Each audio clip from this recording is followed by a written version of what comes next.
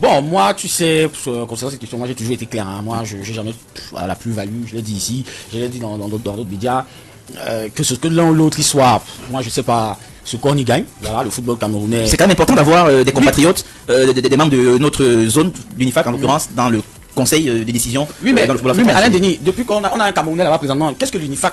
Voilà, c'est, je dis, quelle est la plus-value? Regarde comment est-ce qu'on organise même des tournois de l'UNIFAC. Tu sais jamais à quelle date ça va se tenir. On te dit ça aura le temps. Après on te dit une autre date, ça aura le temps. Ça tourne, ça monte, ça descend. Pour moi, honnêtement, on a mis trop d'énergie dans cette histoire. D'autant plus qu'on parle du fait d'être candidat pour à l'élection.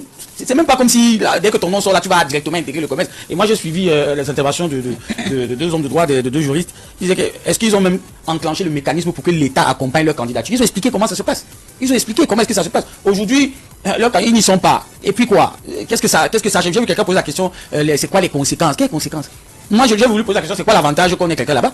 Et puis j'ai entendu des gens dire oui, il fallait que le président actuel y soit parce qu'il a beaucoup apporté au football africain. Qui nous apporte d'abord au football camerounais avant d'aller au football africain? Parce que ceux qui l'entourent, j'ai l'impression qu'ils veulent l'induire dans une histoire à tête chercheuse, alors que ici encore, on a tellement de choses à faire. On n'a même pas encore pu tirer le 1/5 de ce qu'il peut nous apporter.